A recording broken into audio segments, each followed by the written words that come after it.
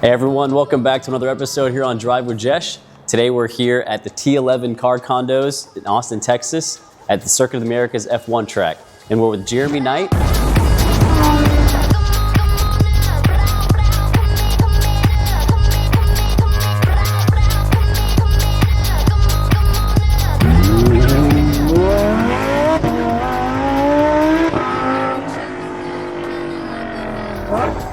Thanks for having us here at the Car Condo. Thanks for being here. Beautiful car. Before we jump into his entrepreneurial journey and background, Jeremy is one of the most well-known realtors and real estate agents here in Austin. He's also an entrepreneur and has his own podcast, Legends Made Podcast, that we were on a few weeks ago. We're gonna learn more about his car, do a walk around, and then we'll hop in and learn more about his journey. So Jeremy, what can you tell us here about the Lambo you've got? So this 2023 Lamborghini Technica. So what's really nice about this car is the Evo is a little more softer vehicle. The STO is a very, very track-driven car. I really wanted an STO when I started looking for cars. The challenge I ran into is I wanted to be able to go to date night. I wanted to be able to drive it a little bit. And I looked at the Evo, I like the Evo, but with this, I could take this on the track and it is a monster on the track. I drove this on the track and it is so much fun. I've got a Porsche 911 that I track as well. I love that car. This car just feels like you're in a fighter jet. So in fact, I was between this and an F8 actually when I came down to it. So I went with this, but this spec, I love this spec. And what I love most about this spec is when they built this car, typically the hoods are carbon. Yeah. But they're always painted carbon because exposed carbon is a little bit harder to get right.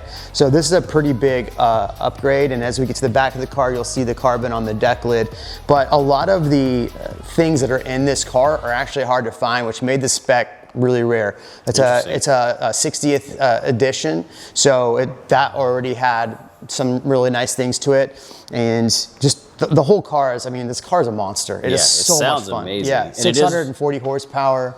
It's amazing. It's a really nice spec, the color. What is the color called? This is blue Cepheus, or Cepheus blue.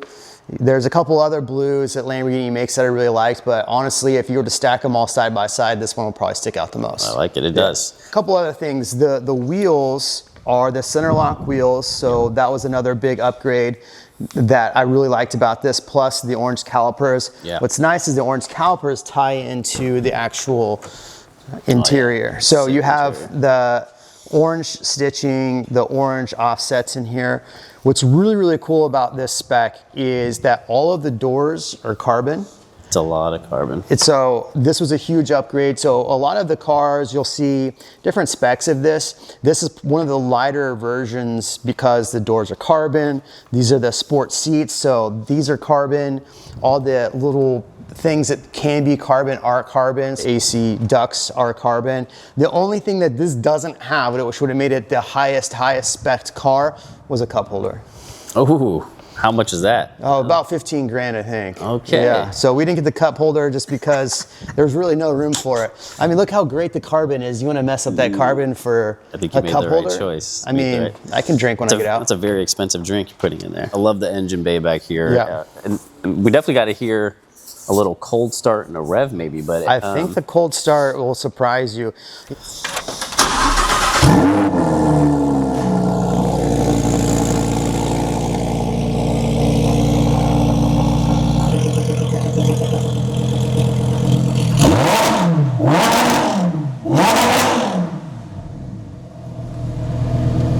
Damn.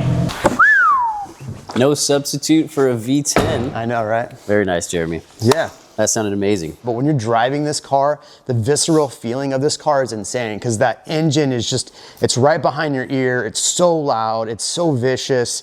And the cockpit, I mean, you really feel like you're in a fighter jet. And that's when I was looking at cars, like I love the refinedness of Ferraris. Yeah. And so I was between Ferrari and Lamborghini. I already owned a Porsche. And when I got in this thing, I felt like I wanted to play some heavy metal and just put the foot all the way to the accelerator. When I was driving the F8, you know, great car, but I felt like I was in a symphony. I needed to put on classical music. This, rock and roll, death metal, all the way. I like it. So now that we've done a quick walk around of the car, T11 Condos, what can you tell us here? I know you've got the whole podcast set up, and I think you were one of the first in here. Tell us about T11 Condos. Yeah, we were actually one of the first completed units. So the complex is going to about 138 units total. And so in there's I think 5 different sizes. This is the smallest. It's about 1,500 square foot. They go all the way up to 6,600 square foot. So you could fit a ton of cars in there. A lot of business owners, a lot of people in the car world. So you've got all walks of life in here. It's a cool community. So we have our own clubhouse pool. We get a lot of the amenities to the F1 race and a lot of the stuff at F1. Plus we get 4 track days a year. So there's other garages that are around here that try to promote the fact that they're part of COTA, but this is the only one that we actually have in the bylaws that we have specific time to actually go out there. Plus for F1, we actually have a little stand at Turn 11. So we have our own like covered place to actually watch the races. It's a nice perk.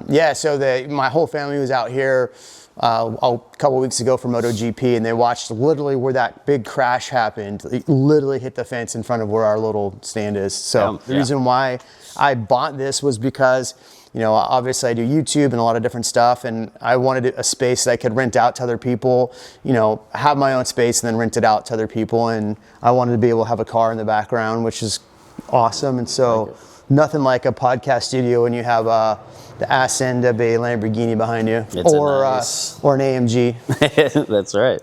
Very nice. The hot topic is, the changes that could be coming to COTA. What do you see as, the pros and cons to that? I mean, so, I've heard a lot back and forth on this topic.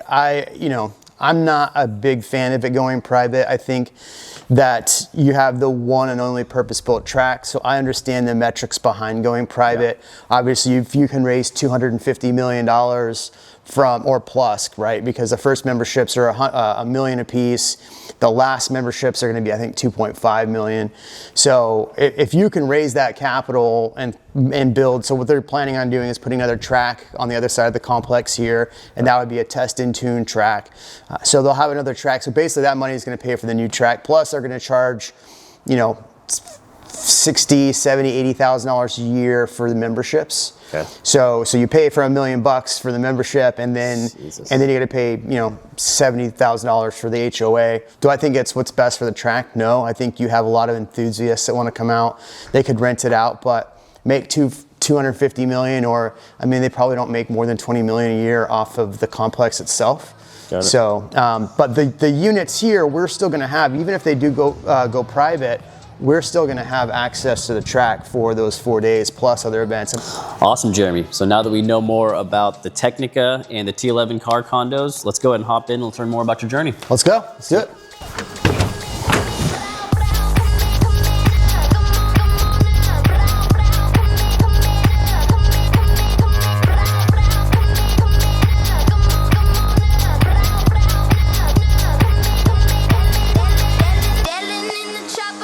Learned a little bit more about your car. T11 Car Condos, where you got the podcast set up. Take us back to what life was like for you growing up. I grew up in Central California. Had a pretty decent upbringing. The good thing about where we were in Central California is we had ski mountains 2 hours one direction, the ocean 2 hours the other direction. Other than that, it was not the prettiest of places to grow up. A lot of pollution from all the farms and everything. Played all sorts of sports. Ended up, so I was really good at baseball. I got to high school and I was like, you know what? Girls wear swimsuits and play water polo. I should probably play water polo and check out the girls. So I played water polo through high school. And then when I was 20, I got my pilot's license and then moved to Arizona to go. I was actually born in Phoenix. So I went back to Phoenix to get my finish up my pilot stuff. In 05, when I graduated, there was a lot of, I was gonna go in the military and fly, and just didn't work out. So in fact, I met my wife right when I graduated. So we moved to San Diego when the market crashed. I thought it was a good time I'd worked for Costco for 14 years. So The good thing about working for Costco is that I could transfer and go different places, and I had a job wherever I went. So, Yeah. What was your role at Costco? I was a manager. Okay. So I started, bagging groceries, doing all the things people don't like, carts, pulling the carts in from the corrals, all the way up to a manager. And at a certain level, like you just really, there's no more ceiling past that. Like you've hit a ceiling. There's like no more growth. And I got to a point that I was managing different areas, and I knew I could manage them better than what they were actually wanting me to manage them. And so I figured, you know what, I need to start my own business, because it wasn't conducive for the what I thought I was going to go in life. So I started real estate in San Diego. I didn't actually sell anything in San Diego. We moved to Austin right after I got my real estate license, and so we moved to Austin and started a real estate license in 2014, and it's been crazy. Yeah. Crazy. Been a roller coaster ride? Yeah. So you work with your wife, correct? Y'all are Yeah. a team. Yeah. Tell me about that dynamic, pros and cons. Yeah, it's running a business with your wife is not fun. I say that in the most kindest way possible. It's like when I initially started the business, it was like, here's what I'm going to do. But my wife had other ideas, well, what if we did it this way? What if we did it that way? And so having a husband-wife relationship and owning a business together, it can be great. It also can be a struggle. And what was wild is at the time, my wife sold life insurance, and I would hear her on the phone. And how I got started in real estate was cold calling.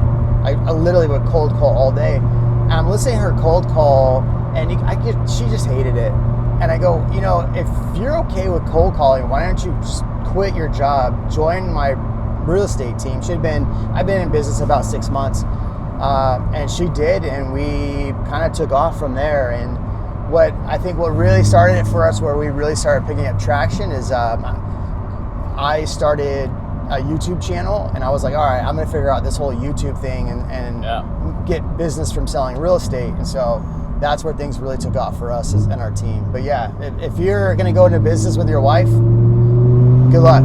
What advice do you have for people who are looking to get into real estate today and making that their business? I think the biggest mistakes a lot of people make is they look at it and go, okay, I'm doing it to get money, right? I'm not. You are becoming a business owner, so you have to treat it like a business. And so 2 things I see people make mistakes on is they don't set an actual plan. All right, so I want to make X amount of money. How do I do that? I need to make X amount of phone calls, X amount of conversations for one closed deal. Okay, so if I'm going to sell 30 homes a year, I'm going to make this amount of money. I have to have these amount of conversations. How am I making those conversations? Because a lot of people think, okay, I can get into real estate and just shake my ass on Instagram and TikTok, and that'll get me business. I can assure you it'll get you something, but it won't be business. I like it. Yeah. Pivoting over to your podcast. I know you made investment, you decked out the condo, it looks great. Thank you. What are some of your goals with the podcast and any future plans? I wanted to have a space where I could actually film my own podcast and stuff. So we have, we're now able to start renting out the space to other people. So other podcasts that want to come in and film their podcast, literally we have all the equipment. They come in, sit down, we film it for them, and then they can either edit it how they want, or for more, we can edit it down for them. So that's been good. My podcast, Legends Made Podcast, I wanted to interview, kind of like you, figure out what entrepreneurs go through and tell their story. Because a lot of people look at entrepreneurs and they go, okay, this person got lucky, or they don't see all the sacrifice, the hard work, the drive, the sleepless nights. They don't see any of the things that actually go into being an entrepreneur. The condo made sense because obviously I'm in the car world. I love, I drove a 911 before this. I love that car. I want to be around other people that are wanting to do fun stuff, so it made sense to buy the car condo and put the studio there. As far as investments, we're an investor in 1925 Tequila, so I'm looking for all sorts of different investments that fit kind of like what we're wanting to do. So 1925, love the brand, I love what they're doing, I love the guys. I love the product. I mean, the product is absolutely one of the best tequilas on the planet, in my opinion. Very tasty tequila. We've invested in a few other things, invest in a lot of oil. So I'm always looking for different things to invest in. Nice. Do you have a certain criteria or any advice, on how you pick your investments? It's different for everybody. I'm very blessed where we are and what we've done and what we've built. So I just get paychecks every month for doing what I've been doing. So it's been really great. And so some of the stuff we're looking to do, we want to offset some of the tax liabilities. So that's one part of what we're looking at is like, okay, cool, we've made this, but I got to offset the taxes. So do I buy a building? Do I buy something with,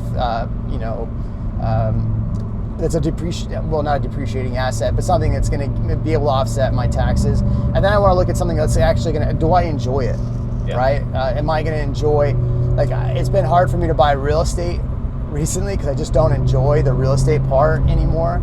Dealing with tenants, dealing with, managing properties. You've been doing this for a while and, haven't, done the corporate gig for some time.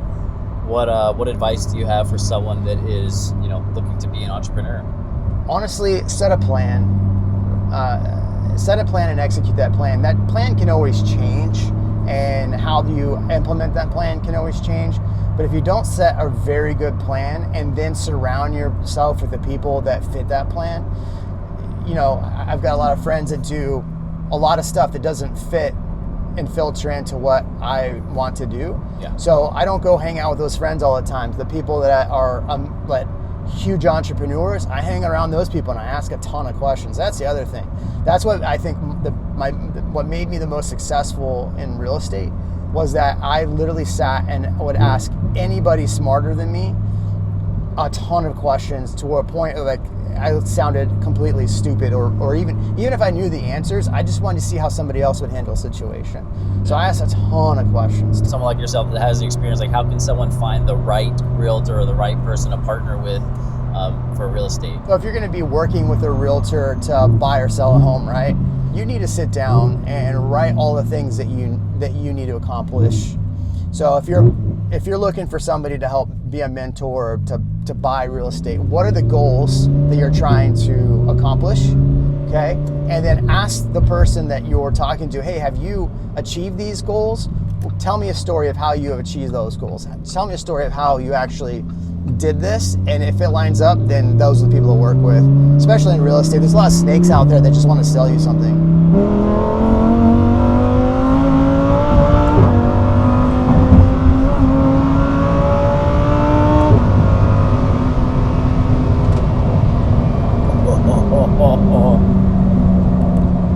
Yeah, that sounds nice. That's nice, right? That sounds nice. Well, good stuff, Jeremy. Before we wrap, any future plans with the podcast, real estate, any updates you want to share? I'm in a really interesting spot in life. We were selling a ton of real estate up until last year. I kind of stopped. I pulled back, and now my team is selling more than I am. Honestly, I want to do stuff that excites me. I feel like I worked really hard in this industry that's just a grueling industry for 14 years. So I know how that goes. Yeah, we talked about that. I'm looking for car washes right now, stuff that's huge bonus appreciation. Yeah. So I'm looking for some stuff like that. I honestly just don't want to manage anything. I want to enjoy my time. I feel like I've worked really hard, and having to manage another project I don't want to do, but in order to offset some gains, you gotta buy stuff like that. Spend a lot more time. That makes me happy. Helping people makes me happy. So yeah, do that. Good stuff. Appreciate the time, Jeremy. Thanks. Good learning more about the background, and thanks for sharing the advice. You're welcome.